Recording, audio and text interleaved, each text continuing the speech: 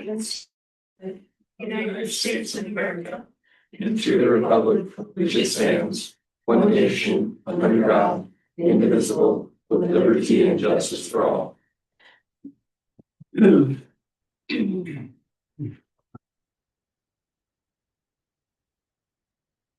will move on to the approval of the agenda. Are there any comments, questions, or notifications? Only one thing to note, Mr. Hassel is absent this evening. He's in Texas at a friend's funeral, unfortunately, so we're gonna move unfinished business financial update to our next meeting on the 26th. Number 9, new business to number 8. Yes, please. Make a motion that we approve the agenda with the omission of number 8 as stated. I'll second. All in favor? Aye. Aye. Sorry.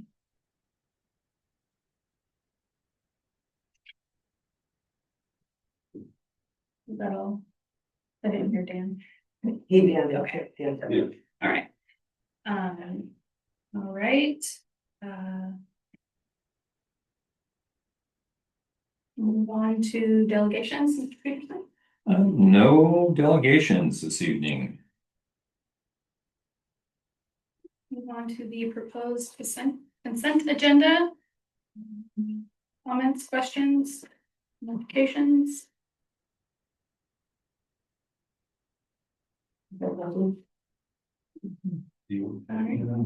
Entertain a motion? I will move to approve the proposed consent agenda. All in favor? Aye.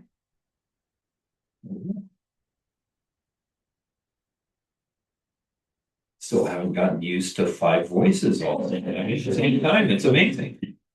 I'm used to the order, Yeah. right? Moving on to public comments. Do we have any public comments tonight? Go ahead and read Let me read the thing. read our little. Right. So the board welcomes input from the community. Please follow the public comment procedure by stating your name at the podium. When recognized by the chair, each person is allowed 3 minutes to speak. In accordance with the Open Public Meeting Act, the board is not allowed to discuss items not on the agenda. The board will direct the superintendent to follow up on any items that arise during public comment as appropriate. The board will not allow complaints against an individual, staff member, or student in open session unless the individual has requested an open public hearing. No student or employee names can be used, and we'll have a timer over there. Let me find one, sorry. This is a Heidi thing. Okay.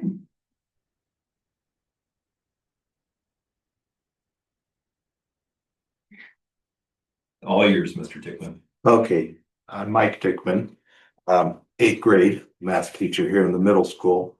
And the reason I'm here is to express my concern and disappointment regarding the recent decision to remove the early resignation bonus for staff members. This incentive has played an important role in helping both staff and administration plan effectively for the upcoming school year. By encouraging early notice, it allows schools to recruit and hire replacements in a timely manner, ensuring continuity for our students and a smoother transition for all involved. Eliminating the bonus not only penalizes those who give early notice, but may also result in staffing challenges later in the year. I respectfully urge the board to reconsider this decision. Restoring the early resignation bonus would demonstrate the district's continued commitment to supporting staff while also maintaining operational stability. Thank you for your time and consideration. Thank you. Any other public comment? Electronic? Electronic this evening. Moving on to item 7, Director's Report, Athletics. Don? Good evening. In the world of athletics, we're obviously in the winter season. Winter sports are going, I'd say, fairly smooth. Numbers as far as girls basketball was low to begin with, and we've lost girls every week, every other week or so. So we're down to about 11. We have been doing our due diligence to try to fulfill a JV schedule, but that's just becoming increasingly difficult as we continue to move forward. We had an AD meeting here at Kai-B last Wednesday on January 7th. And the league raised some concerns because we were typically having to wait, I want to say about 48 hours to make a decision on whether or not we were going to play a JV game, just to try to, we were doing our best to try to make sure we squeeze JV in there.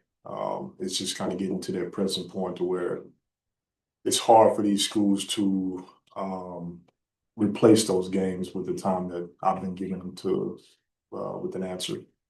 So I'll be touching base with our basketball coach, our girls basketball coach Tim tomorrow regarding, let's just come to a definite answer. Either we have enough to play a JV schedule or we don't. I don't want to continue to go back and forth. It kind of puts me in a weird spot. Uncomfortable. Hopefully you get that situated tomorrow.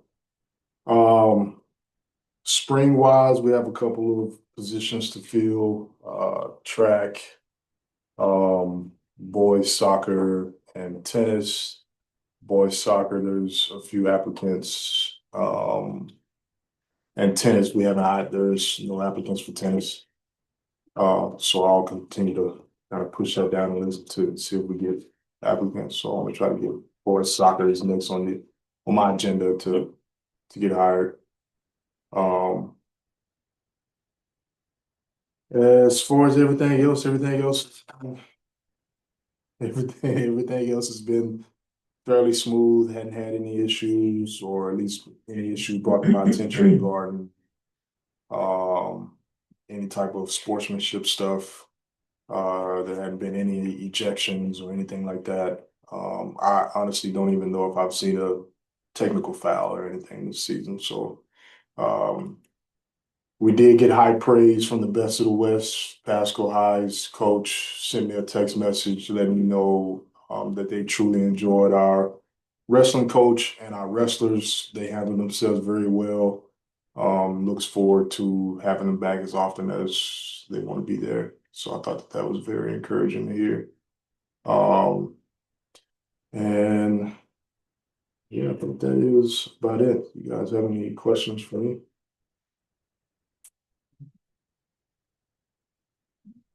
I would say the crowds that I have seen have been very supportive and we've got good crowds, Yes. good participation, Yeah. so I'm really pleased Yeah. with that. So, The attendance at the basketball games has been really good. It's been a really good atmosphere. We've been working really hard, especially as far as like the student sections and getting the students more involved. I'm walking the halls as often as I possibly can. Try to push students into the gyms and to be supportive of athletics and getting each program to support the other program and really owning the one family, 1% better mantra. Yeah, So, great, good stuff. Thank you. Maintenance and operation. Reed? Good evening. I haven't had a chance to meet a couple of you yet, so I'm Reed Crago. I'm the maintenance operation transportation director. And that beeping is not anything I supervise. But if you turn to work for it, I'll make sure it's done. I provided a brief report trying to summarize some of the things going on in the last 3 months. I like to share the numbers of the amount of things getting done just to kind of paint a picture with how busy it can be. In the last 90 days, our team was able to complete 263 work orders that were turned in with a backlog of about 92 that are still standing, outstanding, need parts, those types of things. What that turns into, if you're really looking on a day-to-day, is just about every day, 6 to 7 work orders on average are put in the system, submitted, or are schedules that pop up of things that have to get done to maintain equipment or maintain the facility. And out of those 6 or 7, we're about able to keep up with 4 to 5 a day. That's pretty consistent over the last, I'm going to say, year. That seems to be kind of the trend we're falling into. Doesn't mean we can't improve. I keep finding new ways and working with our teams to how can we adjust this to get more done. And I feel like they've collaborated really well on that, and we keep making improvements. And that's about over 57 working days with the holiday periods and things like that. In summary of some of that work, we're really focused and committed on continuing preventive maintenance schedules on HVAC and plumbing equipment. The more and more we've focused on that, the more and more we've been able to catch stuff before it becomes really bad. That's a good way to put it. The only real major costly things that came up over the last 90 days, we did have a couple fan motors go out on some equipment that's about 20 years old. That's a little bit to be expected with that type of equipment. And then one of our walk-in freezers, the outdoor condenser had a scroll compressor go out, which is one of the things you don't want to go out on a walk-in freezer, but it's kind of a what do you do situation.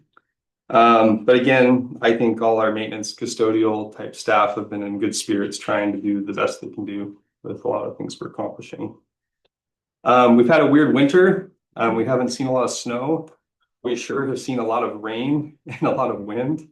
And so I just made a note on there that did create some interesting challenges where when the rain comes every single day for several weeks, you start to find things that you didn't know were problems. And so it was a good opportunity to find some drains that needed addressed and maybe a little better cleaned on the roof, and also some areas where we need to seal up better. And there's still a large amount of tumbleweeds that we keep disposing of, and I think personally I loaded in my truck probably 12 truckloads of tumbleweeds and brush away from our fence lines, and it's still continuing.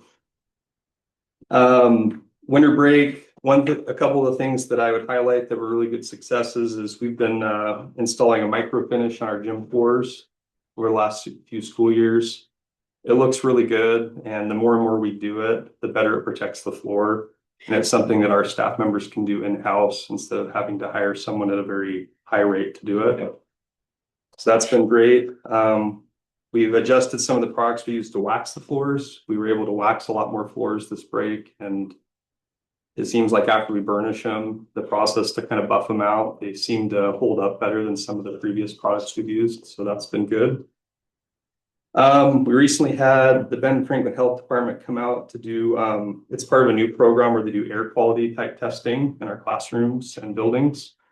So I walked with them through the elementary kind of on a random day.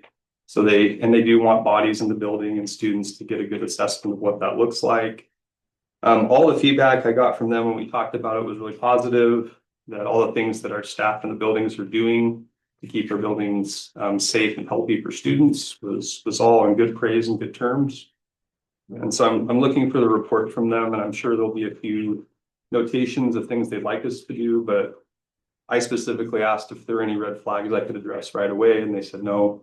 So that's a good sign. Transportation wise, we've consolidated several of our bus routes. If anyone has seen any of that information a few months back, that was an effort to consolidate the amount of buses we have running in coordination with the amount of available drivers and substitute drivers. We were going to make some of those adjustments anyway, but we probably did a few more than we originally planned. So far it's been okay. It's just we do have a couple routes that are pretty full. So that's one thing I'd like to improve on, and we're working on trying to find more bus drivers at the moment. Mechanically, our mechanic's done a really good job. I've worked with him on trying to stay ahead of some of the maintenance and red flags on the buses and vehicles. He's really good at that anyway. And the only thing we've really had to do with the cooler weather so far is replace some batteries on the buses. So that's been good. And I did want to put a big thanks to a lot of our parents and students in our district. Kind of random, but I wanted to share because I think it's worthwhile and a positive thing. Our office has had several phone calls from parents in the community just to call and say thank you to our bus drivers working really hard trying to be kind, courteous, and helpful to the students. And I thought that was really praiseworthy. We've even had several students, one in particular called the office and just wanted to say, I really like my bus driver. And I thought that was just heartwarming, touching, and a great sign that maybe we have some staff really trying to do and follow through on what we offer at a school district and a good experience. Yeah, I thought I'd share some positive things with them. If you have any questions for me on that executive summary on the back, it does break down by category some of the types of things that we deal with maintenance and custodial wise. So you can kind of see sometimes what those key indicators are over a 90-day period. Yep. Any other questions I can answer? I have one for you. Sure. With all this wonderful writing in the beginning, and whether or not we're ever gonna see any actual long-term freezing temperatures Yes. that might curb some growth, where are we with getting a mower that's bigger than the thing I mowed my front lawn? So I have, I don't want to overshare, but I've done a lot of research on different options we have, and I've communicated a little bit with our finance department on those options. Believe it or not, there's one option I would like to explore that is an automated product that costs. A robo mower. I don't mean to overshare, but it is something that we've researched, as well as some other products that dealers in the Valley area have been really willing to work with us on a price. So definitely when I have all those numbers, I'm planning is to bring those to the table and see what we can afford and what's the best choice. But you'd be surprised that technology has come a long way, and I would just plant that seed to put that out there that it may be a worthwhile thing to investigate. I would like a solution soon though, before the grass starts growing. It's not probably some today. We have repaired a couple of our mowers that need a little bit of repair, and that will be helpful as well. Thanks for you. No problems. Great. Thank you. Moving on to food service, Jennifer.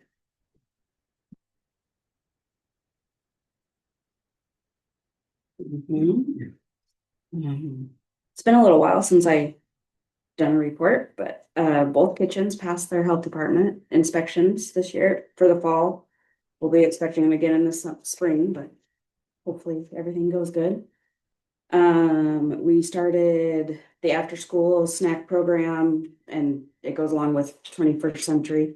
The high school has only about 5 kids that go, but we give them snack, and the middle school and elementary started.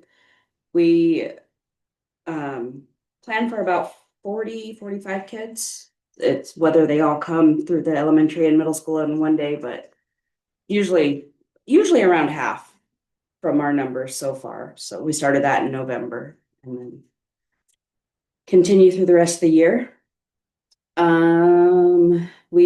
Our little lunch contest we've been doing, we've had 3rd, 4th, and 5th grade go win and pick their lunch. 2nd grade's coming up next week. They just won, and I think it's gonna be orange chicken. Miss Thomas's class 1, so they chose orange chicken.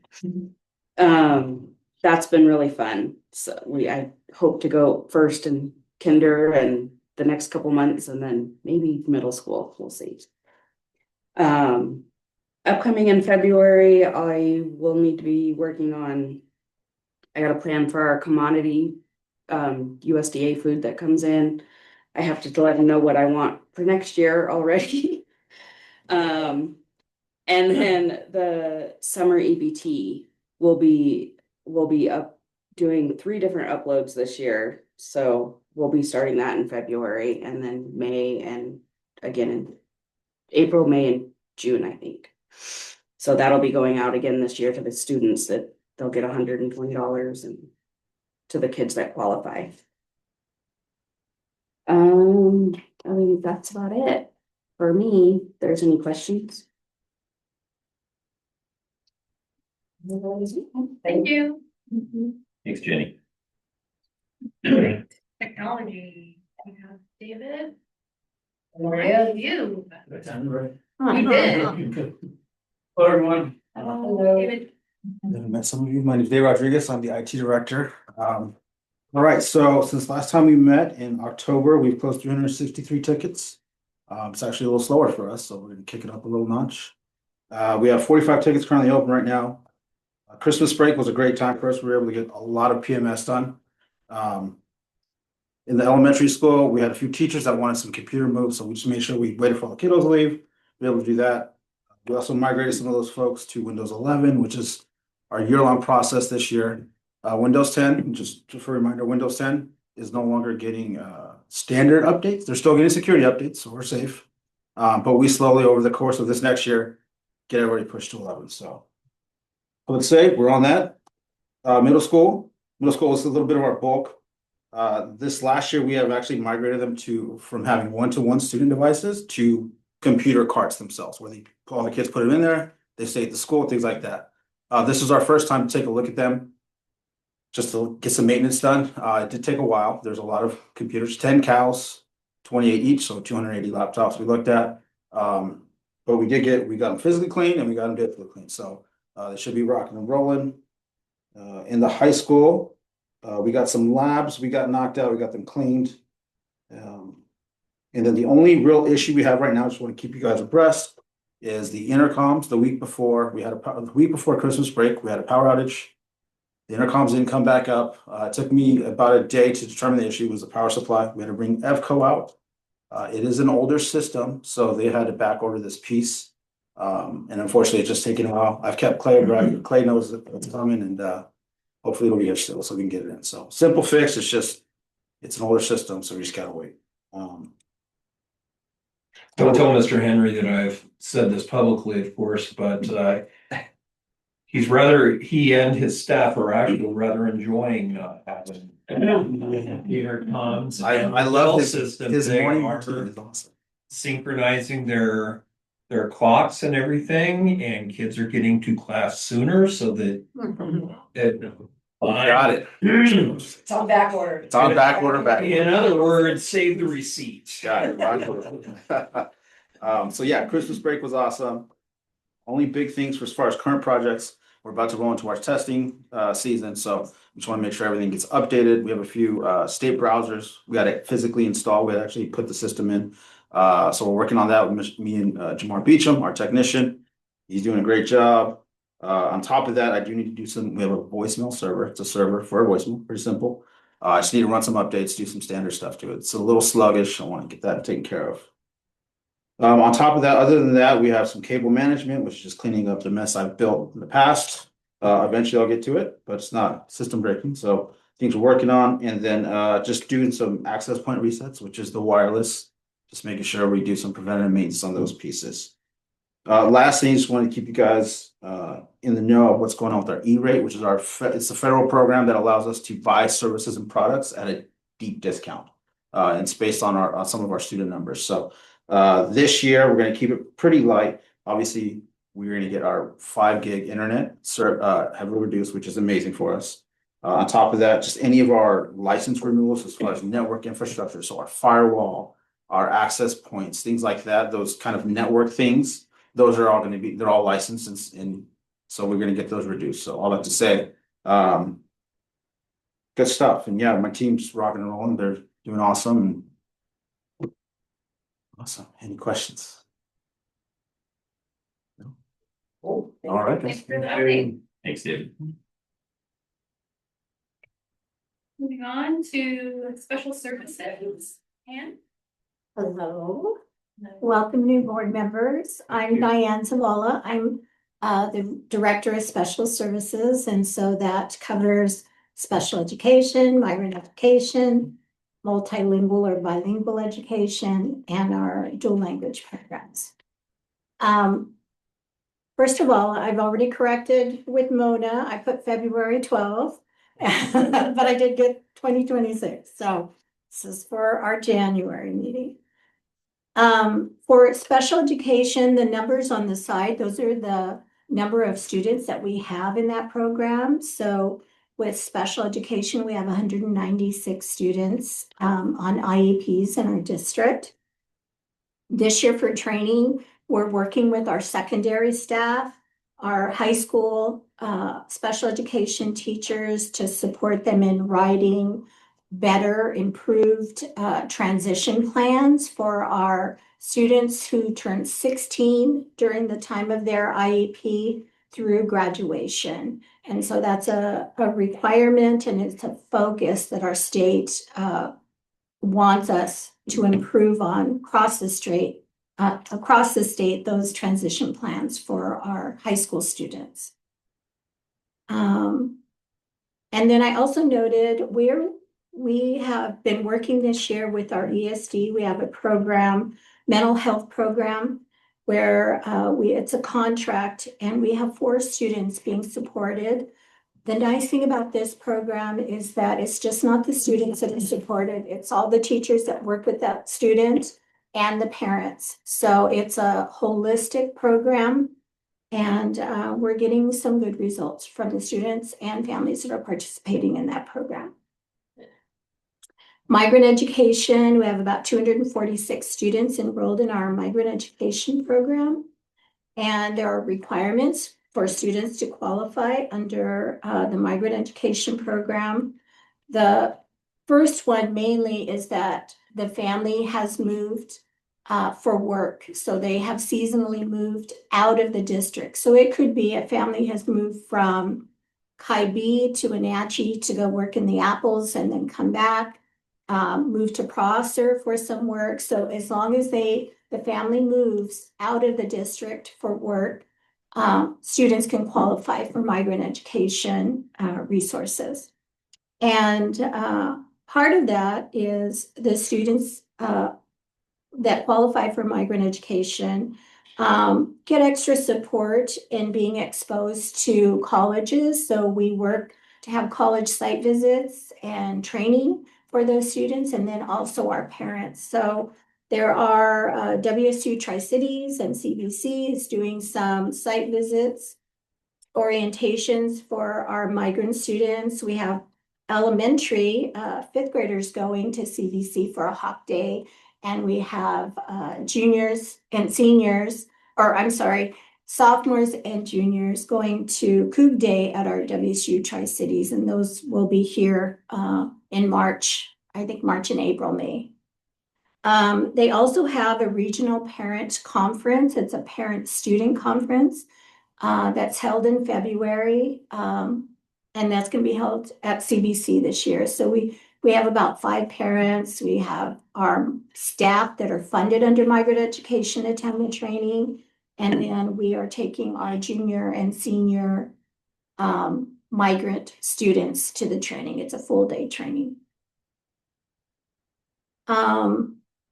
The last bullet there is family engagement. Our district has worked very hard over the last 3 years to truly plan family engagement events for the whole year. And this year, we started off with the Fall Resource Fair in November at the high school. We may be having the events in different buildings or different locations, but it's a community, it's a district event. So we invite all our parents and students to attend. So we usually have 2 resource fairs. One's in November and one is scheduled for May 7th. And they are housed at the high school because that has the most room. We have financial aid sessions in conjunction with Gear Up at the high school are held. They did have some in December, and they're usually held throughout February to support all our families with students who are going to be attending college next year and show them how to complete those financial aid applications. We have they also invite college reps from the different colleges. So parents can truly sit down with the college reps to get those documents completed. And, you know, now everything is online. So parents have to have an email. There's a lot of things that have to be in place to get those financial aid forms completed. And February, we are working with our city library. We're going to have a Love for Reading event, February 25th, I think 5:30 to 7. And we're inviting our families to come learn about all the resources our library has, sign up for a library card. We're real excited about that event, and the library is been so welcoming to us. And I think as soon more and more of our families see the opportunities and the resources that are there, they do have bilingual staff there. We'll get more use out of our library because it really is a great place. For multilingual education or bilingual education, we have 345 students enrolled in that program, K-12. And these are kind of the steps of how someone qualifies for bilingual education. So first is the home language survey. When any student enrolls, all of our families, they complete a home language survey. And from that, we find out if there is a second language spoken in the home. And if parents answer that, it's questions 2 and 3. If they put that there is a second language in the home, then we screen those students to see if they qualify for our multilingual education program. Once they qualify, they're assessed every year. It's a state required assessment for our multilingual students. We're preparing right now for that. The window is between January 26th and March 26th. So all of those students are screened, are tested, and it's an English test in reading, listening, speaking, and writing. And it's at their grade level. So we get those scores, and those scores truly correlate with our state SBAC reading and writing assessments. Any questions on the 3 departments so far?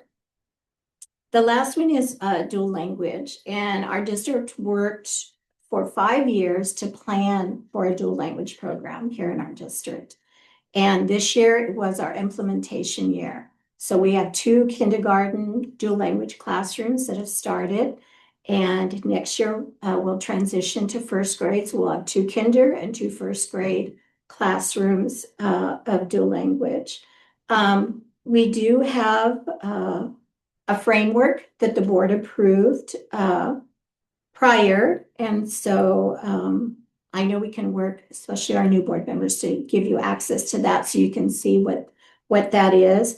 I did provide the first bullet under number 4. That is a link to a newsletter that we developed during the time that we developed our district framework. So that gives you an idea of all the work that went into our 2 years of planning to develop how our district was going to approach dual language K-12. Okay, that's all I have. Thank you. Thank you. Okay, thanks, Diane.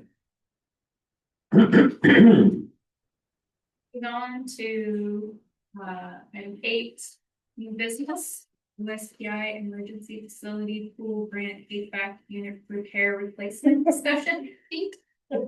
Yeah, thank you. We tried to put as many words in that title as we could come up with. As the board is aware, I've explored some opportunities that OSPI offers an emergency. It's not really a grant, but they call it a grant, but really it's a pool of funding that is available through the state through an application process where districts who run into larger ticket operational items can apply for funding through this emergency pool. It's not even what I would consider a first come, first serve. but they tend to look more holistically at the district.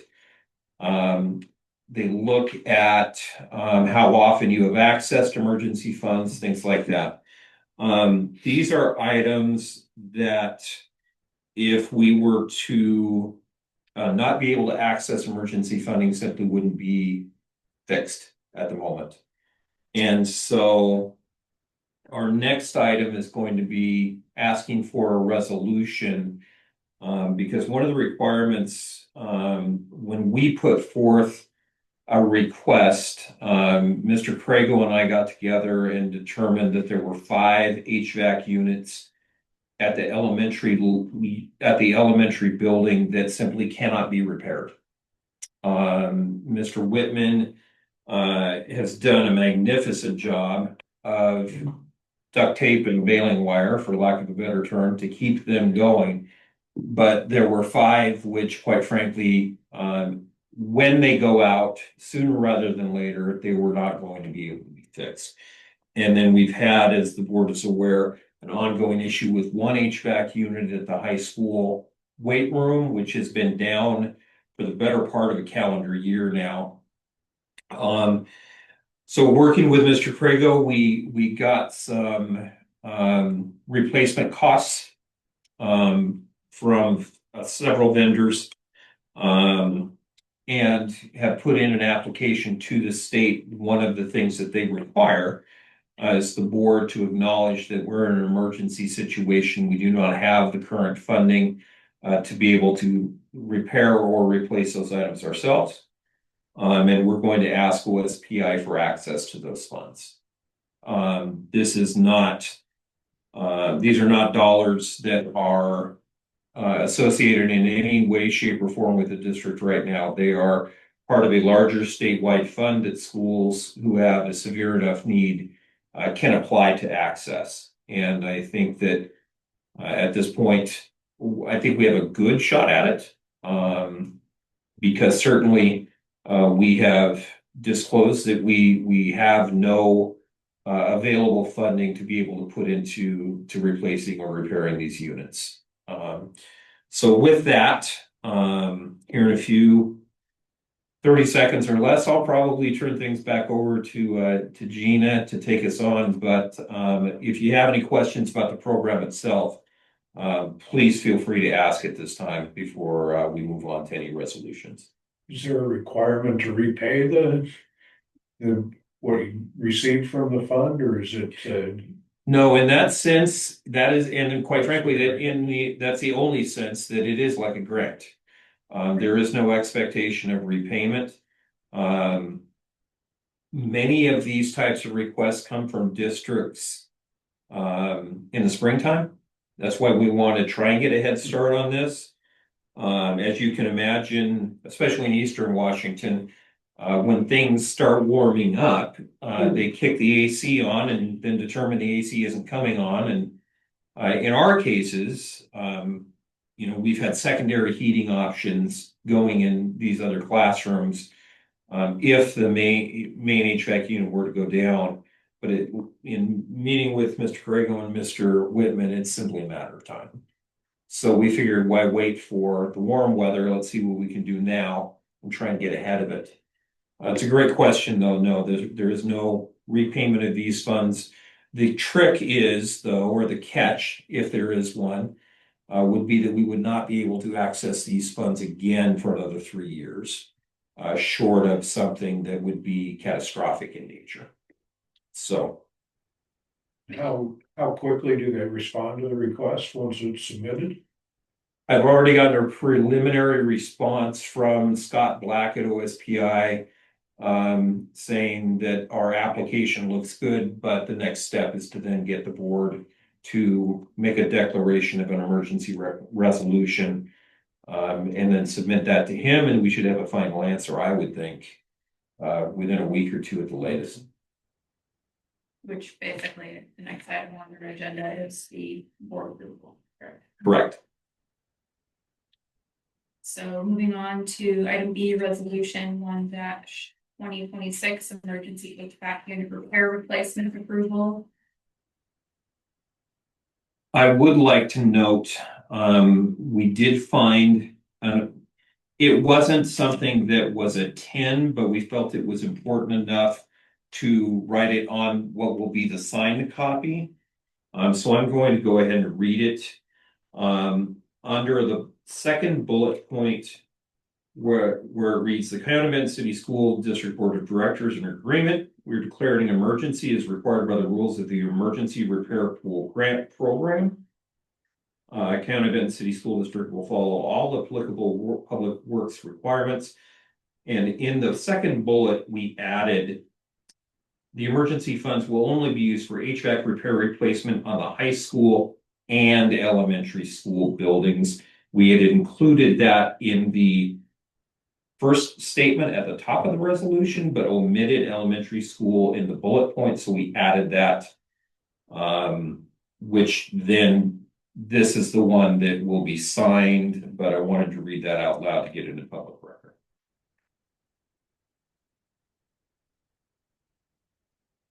And all I would ask for is a roll call, so we can get everybody's approval or opinion. And then we'll have this in the signature file at the end of the meeting. Any discussions, comments, questions?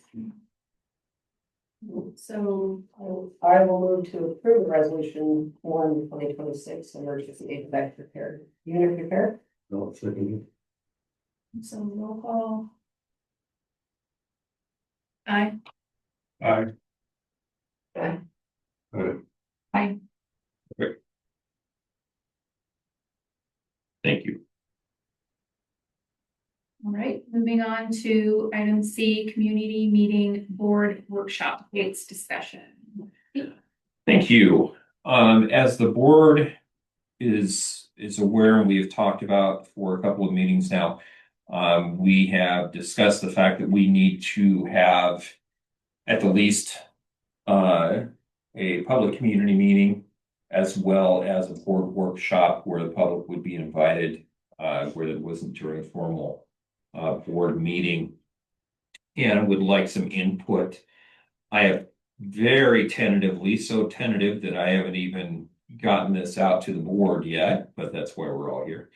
I'm looking on or about, we have a school board meeting on the 26th of January, and thinking about doing an initial community meeting in the evening, either Wednesday or Thursday of that week, with potentially a board workshop Friday morning.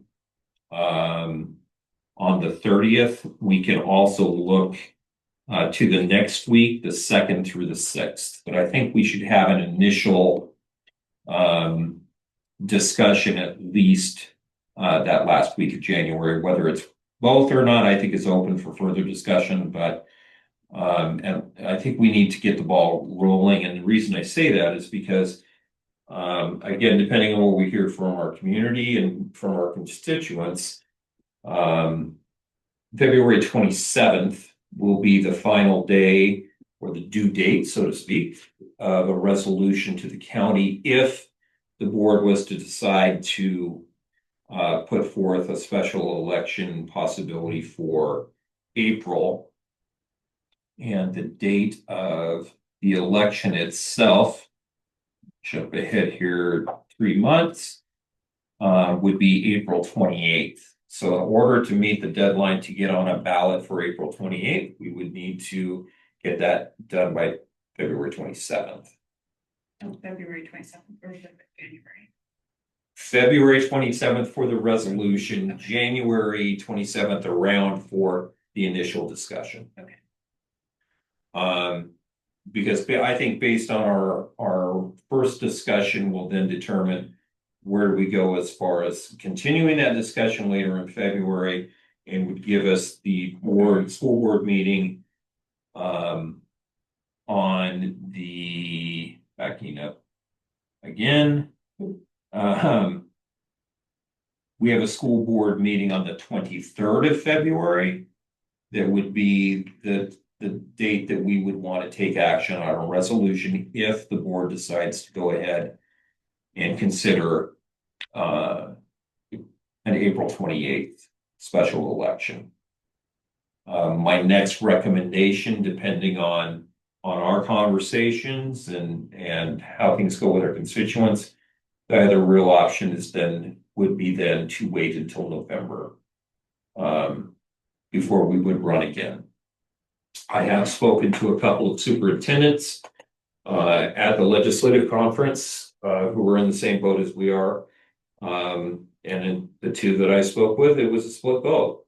One is absolutely moving forward for an April vote. The other one, though, decided to put it off until November. I think one of the deciding factors, or at least a factor to consider, will be the February election. Because, as the board is aware, I've said this out loud a few times.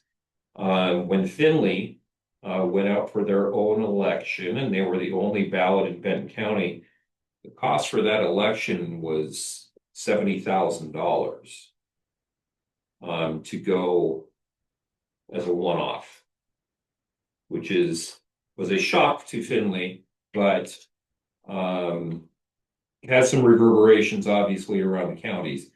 The superintendent, Prosser, Patterson, Findlay, and I have had several discussions about that.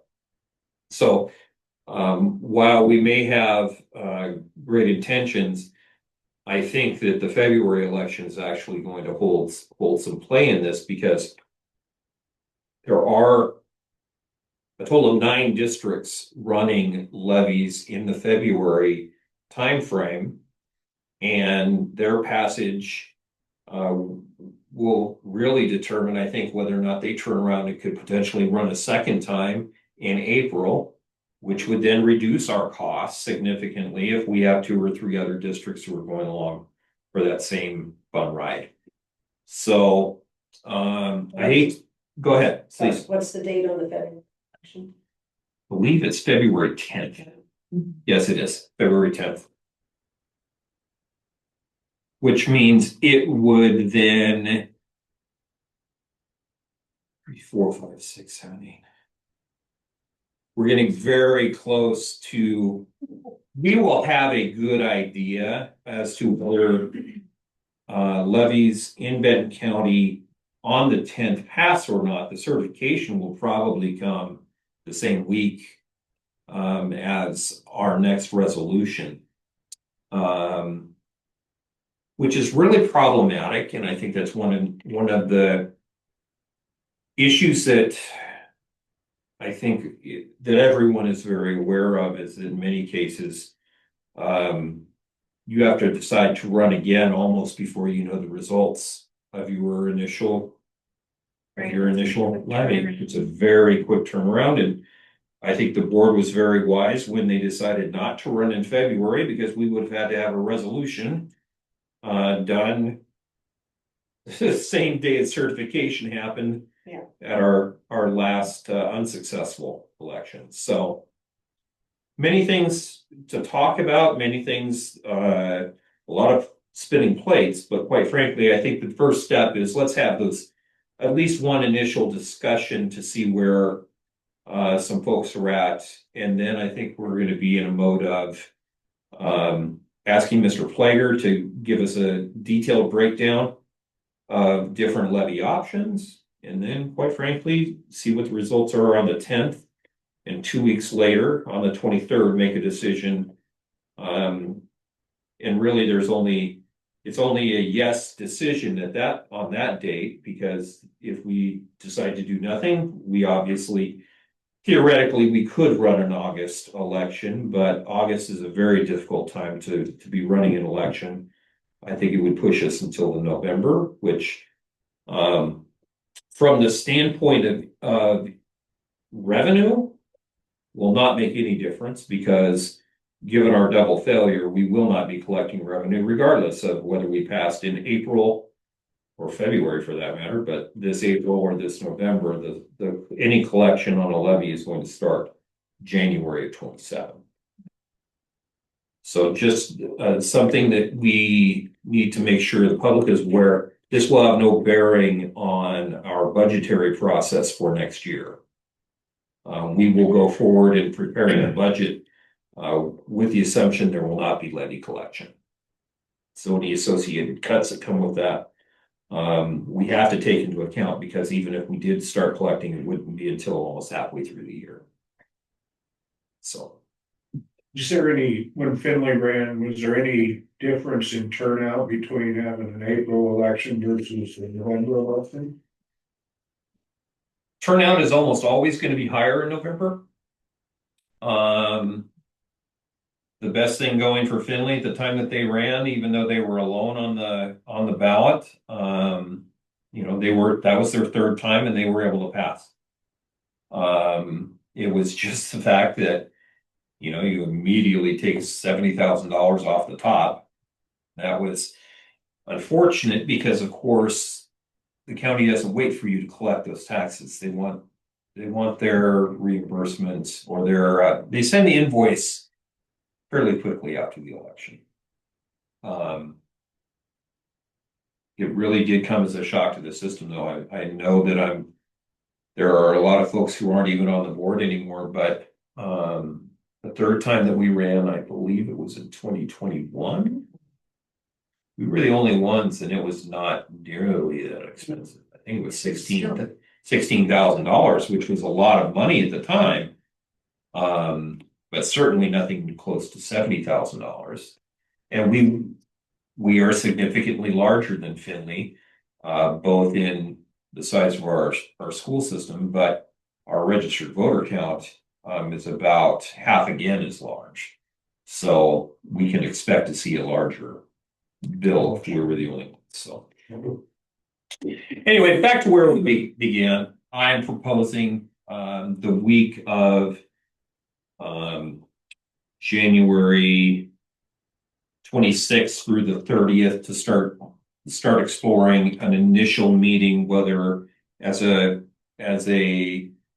non-full board event, meaning having a couple of board members at a community meeting in the evening, or possibly a board workshop on Friday the 30th. But with the board's permission, I'll start weeding that out a little bit, fleshing it out, and please check your calendars, and I'll send you an email and let you know what we propose for a couple dates. Any questions? Yep, you can send the dates out and see who's available. Okay. All right. Moving on to item D, facility use discussion. All right, this one is much more cut and dried. What I would like to propose, that several times in the 8 years that I've been superintendent, we've had beginning board discussion and some consideration of addressing our charges that we have for facilities use. And as the board is certainly aware, there are state laws and regulations surrounding the use of public facilities. And up to this point, we have been very, very lenient in our in allowing the public to use our facilities for virtually no cost. I think our rental fee is $1, and typically we have not charged much, if anything, for corresponding janitorial services or IT services. Yet the last time that this type of a situation existed where we did not have any levy revenue was during COVID, when, quite frankly, nobody was using our facilities. However, we're now moving into a time period where the district can no longer afford simply to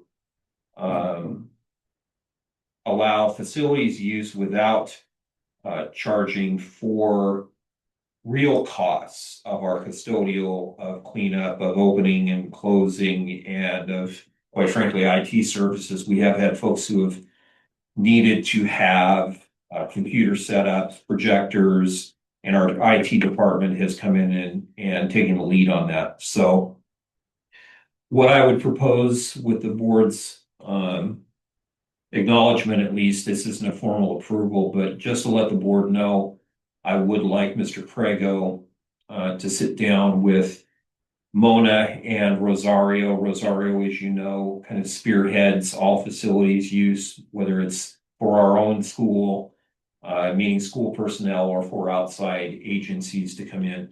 Have them revisit this, both our forms that we use as well as the costs associated with them.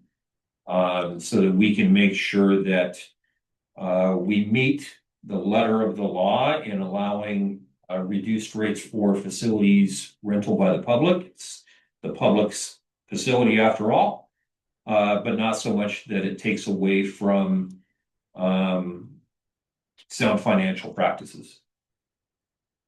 So unless there is discussion around that, I'd like to propose that we have a presentation. I would say first meeting in February to look at what we would like to see the board adopt for policy procedure.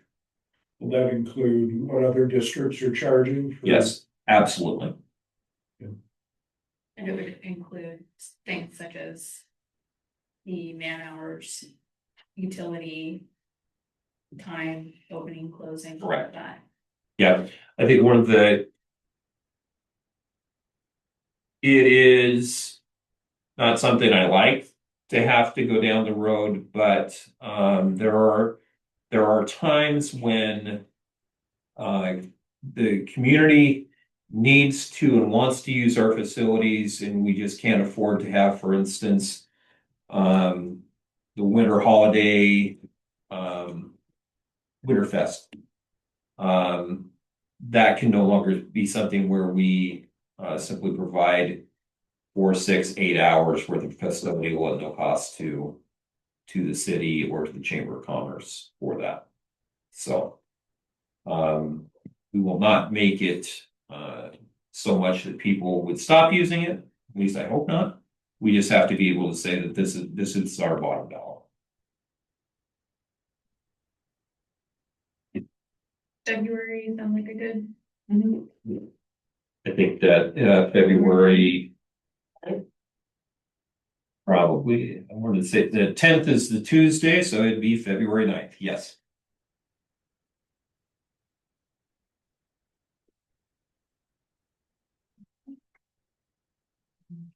Moving on to item E, middle elementary school parking mushrooms. Yeah. So this is an item that I wanted to get out in a public meeting because while it has been somewhat problematic over the years, the board is very aware, as is anyone who's ever driven to the middle school. The mushroom was never made for the amount of traffic that we're currently seeing. That was originally designed at a time when most families had one car in their family in the 70s, and right now we've got a lot more than that. And while our access has always been fairly open, one of the things I found out is it's only been in about the last 12 years that it has been as open as it is. It was actually closed down for years before that. We had an accident right before break where one of our paraprofessionals was hit by a car as she was opening and closing to allow a parent to drop off their child in the morning. And we, over the years, have had numerous discussions about potentially closing it back down, and each time we felt like we could continue to ignore words or things of that nature that our staff has had to deal with. Now we're talking about physical interaction with one of our employees in a car, and that's just not something I'm willing to continue taking the risk of. And so my proposal to Mr. Prego is that we're going to shut down public access at 7:30 in the morning and not open it again until later that morning, which would then allow it to be open for lunch, which is never an issue, for pickup and drop off, and then close it up again at 1:30 to be opened approximately 3 o'clock. We simply can't afford to have the level of unsafe driving practices that exists. Mr. Rapp? I think that's a real good idea. I think one of the real keys though, since we come up with at different times, then coming back to the public, is that we make sure that there is a real clear explanation as to what we're doing.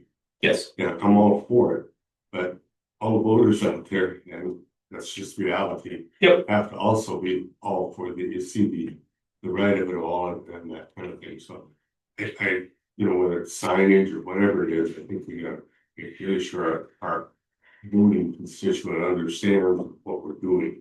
Yep. This is for the safety of everyone. Yep. No, I don't disagree. Mr. Craig and I have had conversations at the beginning of last week regarding what it's going to take to do this. We aren't going to simply snap our fingers and show up one morning and have the chain closed. We will give everyone, at least 2 weeks notice, along with plenty of explanation as to the why. I think the thing that kind of pushed me over the edge is, had that been a child, we wouldn't be having this discussion now.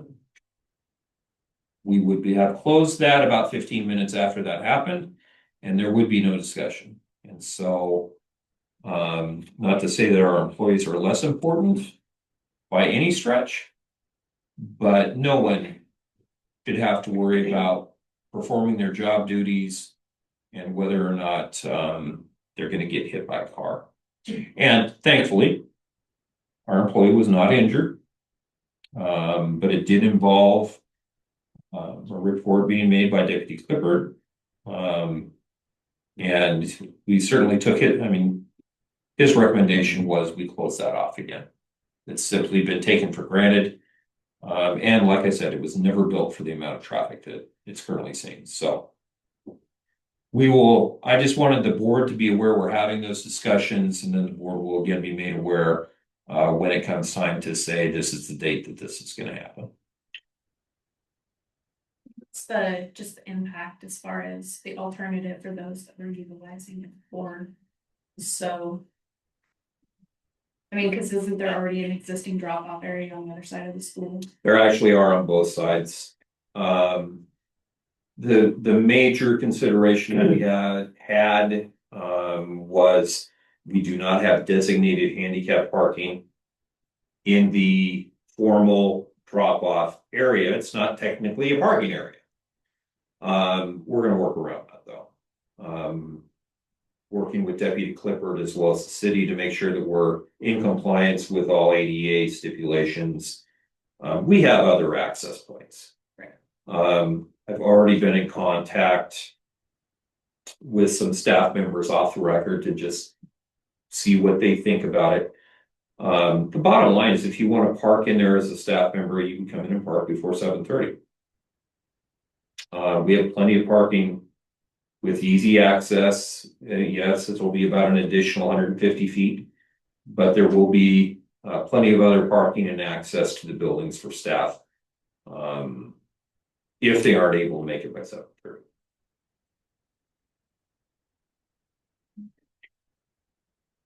Any questions? Any other? Okay. Thank you, Pete. Thank you. Moving on to item 9, board comments. I have one. This will be my last meeting. I am going to tender my resignation. I did not run for re-election and no one ran against me, and the county only allows us to resign, so this will be it for me. I will drop my official letter off at the office this week. With that, I want to take the opportunity to thank Pete for, I was new when you were new, and I think we probably learned a few things together. I want to thank Heidi, who's not here, because I think without Heidi, we would have been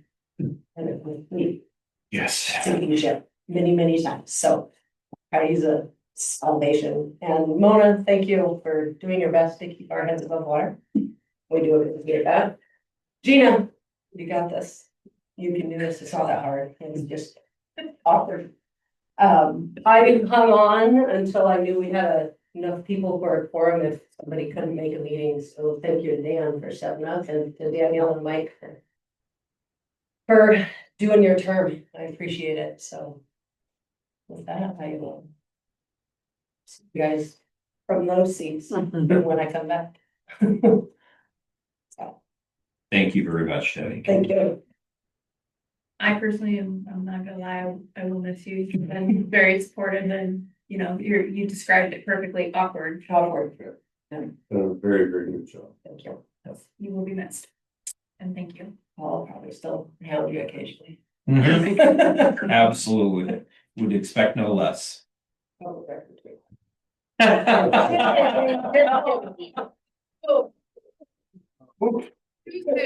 Too soon. That's right. You know where. Any other board comments? Follow that one up. I know. I gave everybody else a chance. Right, moving on to item 11, executive session pursuant to RCW 42-30-110, section 1G, performance of a public employee, 60 minutes, no business to follow.